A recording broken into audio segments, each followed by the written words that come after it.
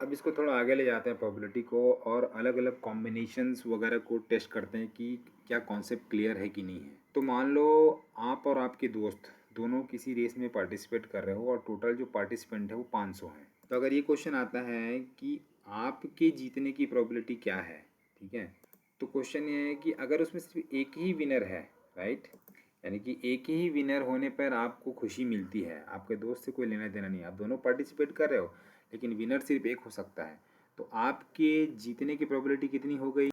1/500। क्यों? क्योंकि एक ही आदमी जीत सकता है एक बार में, ठीक है।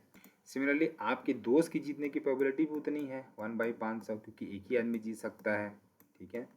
तो क्वेश्चन ये था एक ही आदमी जीतना। अगर इसको ये बदल दे कि आप दोनों दोस्त हो, ठीक है, दोनों में से कोई एक जीत जाए तो भी उसकी क्या प्रोबेबिलिटी है, क्योंकि आप दोनों, क्योंकि अब आप दोनों साथ में हो, मतलब अगर कोई एक जीत जाए तो पैसा तो घर में आएगा, विनिंग जो प्राइस है वो घर में आएगा, तो आपका फेवरेबल कंडीशन थोड़ा बदल गया है। दोनों में से कोई एक भी जीत जाएगा तो भी आप खुश हो, ठीक है ना।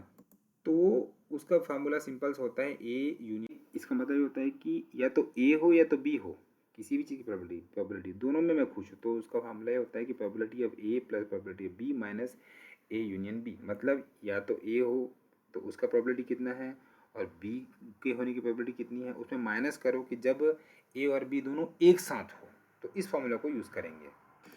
तो प्रोबेबिलिटी ऑफ ए विनिंग, अगर आपकी जीतने की प्रोबेबिलिटी 1/500 है, ठीक है, क्योंकि एक ही विनर है तो आपका फेवरेबल कंडीशन एक ही है। फिर आपके दोस्त की जीतने की भी प्रोबेबिलिटी एक ही है, क्योंकि एक ही विनर है, तो अगर वो दौड़ेगा तो 1/500 ही होगा, क्योंकि 500 टोटल पार्टिसिपेंट है और जीतने वाला सिर्फ एक ही है।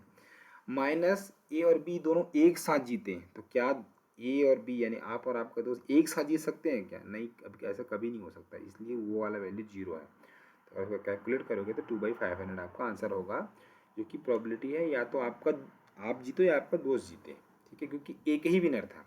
अब ये थोड़ा चेंज हो जाएगा अगर आप विनर्स की लिस्ट थोड़ी बड़ी कर दोगे। जैसे अगर आप ये बोल दोगे कि मान लो तीन तीन फर्स्ट तीन आने वालों को प्राइज़ मिलेगा, तो आपके या आपके दोस्त के प्राइज़ पाने की प्रोबेबिलिटी क्या है, या आपके प्राइज़ पाने की प्रोबेबिलिटी अगर ये देखें तो वहाँ से ज़्यादा अच्छा है। तो अब आपकी प्रोबेबिलिटी क्या बन जाती है, क्योंकि आप तीन प्राइज़ मिलने वाले हैं, फर्स्ट तीन लोगों को प्राइज़ मिलने वाला है, उसमें से अगर आप दौड़ोगे तो पहला या दूसरा तीसरा आप कोई भी आ सकते हो, राइट। अगर तीनों में से एक भी आ गया तो आप खुश हो, तो आपका फेवरेबल कंडीशन हो गया। तो आपके प्राइस पाने की प्रोबेबिलिटी 3/500 हो गया। क्यों? क्योंकि 500 तो दौड़ने वाले हैं और आपका फेवरेबल कंडीशन हो गया 3, या कहीं पर भी आओ। उस तरीके से आपके दोस्त उसके उस तरह आपके दोस्त का भी यही प्रोबेबिलिटी है, क्योंकि वो अकेले दौड़ेगा तब, राइट। लेकिन अगर ये बोल दिया जाए कि आपके और या आपके दोस्त के पहले 3 नंबर में आने की प्रोबेबिलिटी क्या है, मतलब यानी कि आपका 2 हो गया, कोई भी एक आ जाए तो मैं खुश हूँ, यानी कि वो ए यूनियन बी वाला कॉन्सेप्ट हो गया, या तो ए फर्स्ट 3 में आ जाए या तो बी फर्स्ट 3 में आ जाए, राइट। तो आपको ये वाला फार्मूला लगाना पड़ेगा। तो यहाँ तक तो सही है, आप दोनों को ऐड कर दिए इंडिविजुअली, लेकिन जो माइनस है, राइट, यानी कि आपके और आपके दोस्त के दोनों की एक साथ फर्स्ट 3 में आने की प्रोबेबिलिटी, तो हाँ हो सकता है आप नंबर 1 आओ और वो नंबर 3 आ जाए, हो सकता है आप नंबर 2 आओ वो नंबर 1 आ जाए, कॉम्बिनेशन है ना। लेकिन इसको अब थोड़ा ध्यान से कैलकुलेट करना पड़ेगा, आपको प्रैक्टिकल करना पड़ेगा।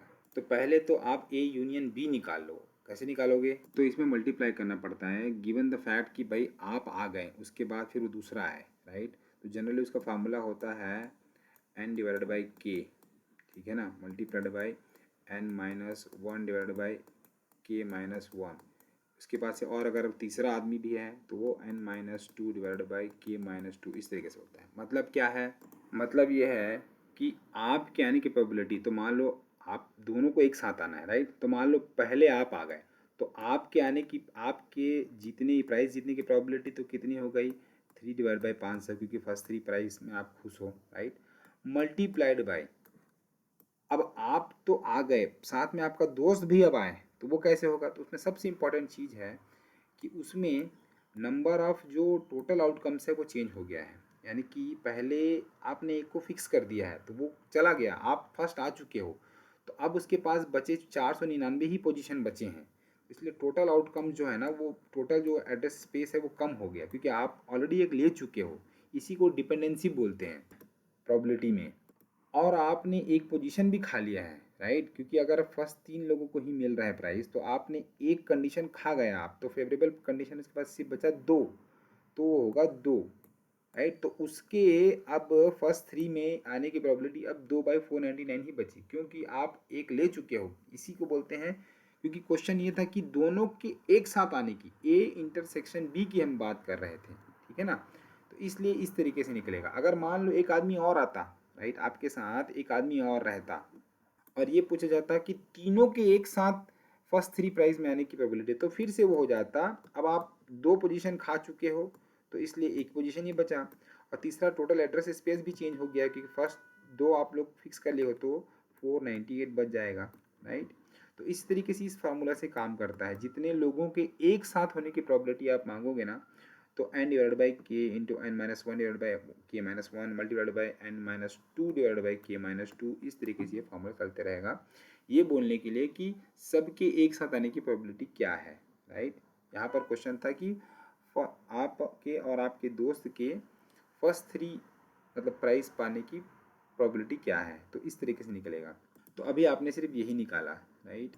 तो आपका ये जो प्रोबेबिलिटी था, तो ये जो वैल्यू है वो आपको सब्सट्रैक्ट करनी पड़ेगी यहाँ पर, ठीक है, 3 6 जो भी है यहाँ पर, ठीक है। तब आपका निकल जाएगा टोटल प्रोबेबिलिटी की आपके और आपके दोस्त के, है ना, फर्स्ट 3 में आने की प्रोबेबिलिटी, ठीक है। तो इसी को बोलते हैं डिपेंडेंसी ऑफ इन प्रोबेबिलिटी।